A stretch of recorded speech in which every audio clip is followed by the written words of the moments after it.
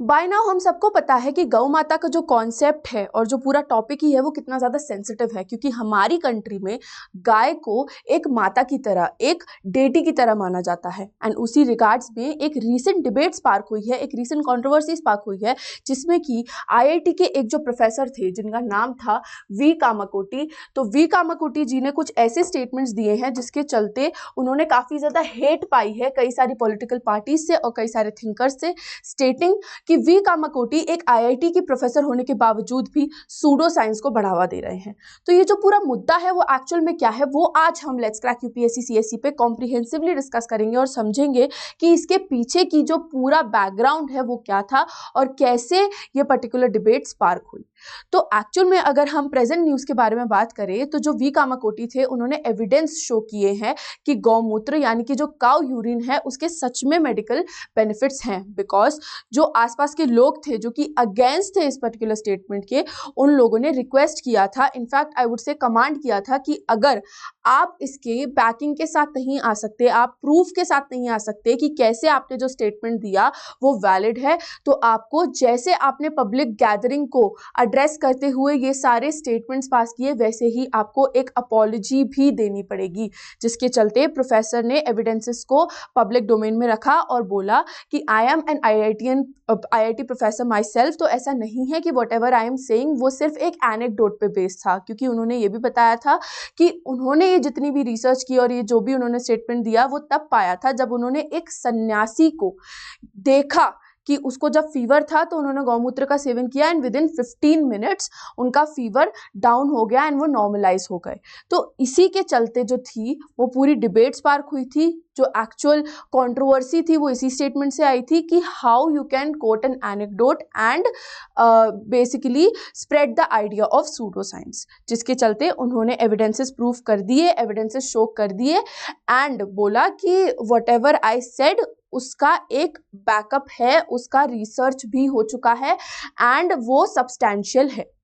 तो अगर हम बात करें कि ये जो पूरी सिचुएशन, ये जो पूरी कंट्रोवर्सी थी वो कहाँ पे आई, तो ये जो कंट्रोवर्सी थी वो बेसिकली मट्टू पोंगल के इवेंट में आई, जिसमें कि कैटल्स को ही बेसिकली पूजा जाता है। तो जो आइडिया था वो यही चल रहा था कि जो प्रोफेसर थे वो कैटल्स की बड़ाई ही कर रहे थे, उनसे हमें जो भी बाय प्रोडक्ट्स मिलते हैं उसके बारे में बात कर रहे थे, ऑर्गेनिक फार्मिंग के बारे में बात कर रहे थे एंड उसी के चलते उन्होंने ये जो स्टेटमेंट्स थे वो पास किए कि how cow urine is very much beneficial even for medicinal purposes.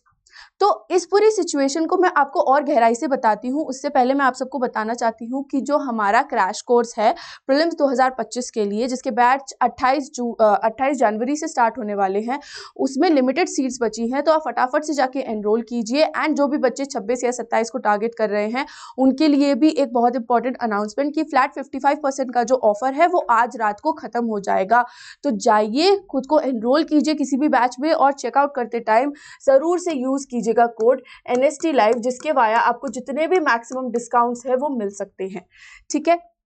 इसी के साथ साथ आपको बताना चाहूंगी कि अनअकैडमी ऑर्गेनाइज कर रहा है एक प्रीलिम्स का मॉक टेस्ट। तो आप लोग खुद को असेस भी कर सकते हैं। ये जो पर्टिकुलर टेस्ट है वो 26 जनवरी को होने वाला है सुबह 11 से 1 बजे। तो इसमें आपको ऑल इंडिया रैंक भी मिलेगी, तो आप खुद को एक बेहतर पोजीशनिंग पे पा पाएंगे कि एक्चुअल में आपकी जो तैयारी है वो कैसी है। तो इसी के साथ अब हम जानते हैं कि ये जो पूरा बैकग्राउंड था इस मुद्दे के पीछे वो क्या था। तो जैसे मैंने आपको बताया कि एक पब्लिक गैदरिंग में ये स्टेटमेंट्स पास किए जिसमें आईआईटी मद्रास की डायरेक्टर ने बेसिकली बोला कि जो गौमूत्र या फिर काउ यूरिन है उसके पास मेडिसिनल वैल्यू है, वो एंटीबैक्टीरियल है, एंटी फंगल है और इवन डाइजेस्टिव बेनिफिट्स भी कई सारे एग्जिस्ट करते हैं, क्योंकि ही ऑल्सो सेड कि इरिटेबल बाउल मूवमेंट जो होता है उसको भी क्योर करने में गौमूत्र का इस्तेमाल किया जा सकता है। उन्होंने ये भी बताया कि हाउ इम्पॉर्टेंट इट इज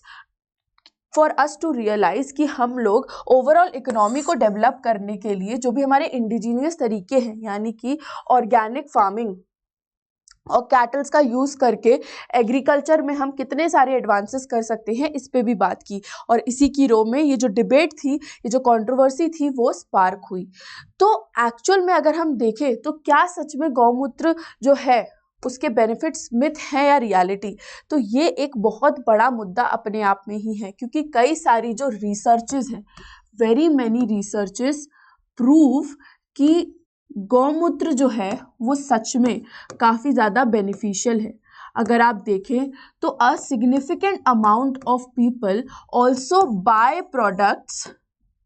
वो खरीदारी भी कर रहे हैं ऐसे प्रोडक्ट्स की जो कि बेसिकली कहीं ना कहीं से एसोसिएटेड है काऊ से। अब इसको अगर आप बोले तो ये एक सेंटिमेंट बेसिस पे भी समझा जा सकता है, और अगर आप बोलें तो एक साइंटिफिक बैकिंग भी है। तो मिथ है या रियलिटी वो कोट करना काफ़ी ज़्यादा डिफिकल्ट है, क्योंकि अगेन ये एक काफ़ी ज़्यादा सेंसिटिव मुद्दा है जिसके पास साइंटिफिक बैकिंग भी है और इमोशनल सेंटिमेंट भी जुड़ा हुआ है। तो उसी के चलते जो है हम एज सच कुछ कमेंट नहीं कर सकते, बट अपने स्वयं के पर्पस के लिए हम रिसर्च ज़रूर कर सकते हैं। और मैंने भी आपके लिए थोड़ी सी रिसर्च की है, तो उसमें मैंने पाया कि ये जो medicinal benefits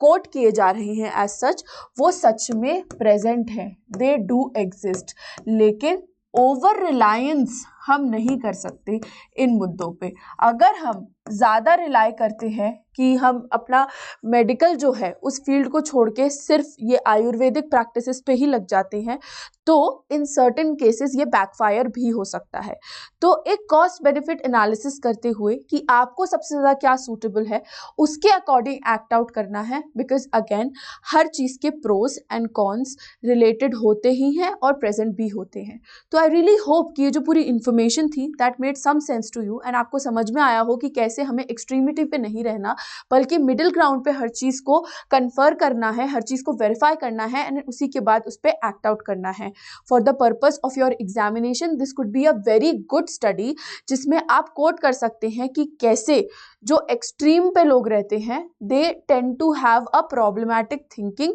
in terms of having a point of view. तो इसी के साथ मैं आप सबसे जो है वो आज्ञा चाहती हूँ एंड होप करती हूँ कि ये जो पूरी इन्फॉर्मेशन थी वो आपके लिए हेल्पफुल रही हो। एंड अगर ऐसा है तो please do like, share, comment and subscribe to this channel let's crack UPSC CSE। With this is me Nandini, your educator for the day, signing off. Thank you so very much for watching.